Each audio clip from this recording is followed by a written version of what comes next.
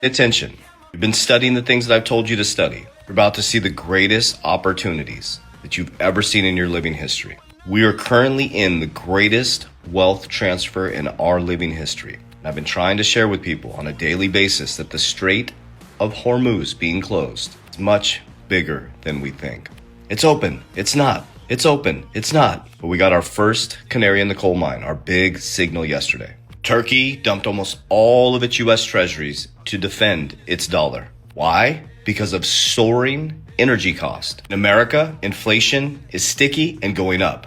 The 30-year bond just hit 5% and it's going up. So why is this important for you, and how do you prepare for this and position yourself? My opinion is taking us into the new system. So with Turkey's economy collapsing, they dumped all their U.S. treasuries to try to balance out their dollar. The 30-year bond going up, which causes massive pressure on the credit markets. It affects auto loans, mortgages, credit cards, and the private credit markets. And here's the next one that I told you is the first canary in the coal mine is yesterday. The private credit market defaults hit an all-time high. So we warned you guys about the private credit markets. We warned you guys about the Strait of Hormuz being closed and the effect on the economy. Now, hey, you can keep believing in fairy tales and promises, and you think there's a flip of a switch going to happen before July 4th, 2026, or you can be rooted in reality and numbers, because a freight train can't stop on a dime. And here's another reality. If you study, go get the book, Ray Dalio's Changing World Order. Study it, study it, study it. If you're the head of household, you should be studying this book over and over and over again.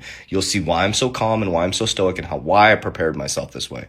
There's a rise and falls of superpowers. We're in 16, 17, and 18. Here's an interesting fact. China's middle class is going up and our middle class is collapsing down. That is one clear sign. And I'm not talking the US dollar is still the strongest currency by a long shot. It's not going to collapse. You don't need to go run the banks. That's not what we're saying.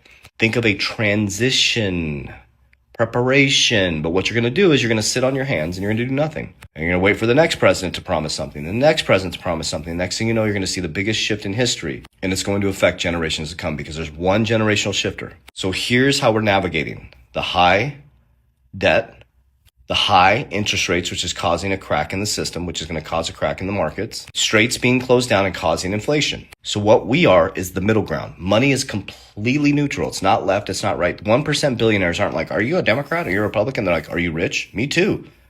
We fight against each other. They work together to stay the 1%. Oh, ironic, isn't it? Why? We're the product. There's no money in the system. There's debt. So they're also walking a delicate tightrope right now too, because their product is broke. The middle class you have to be 150,000 a year just to be middle class. You remember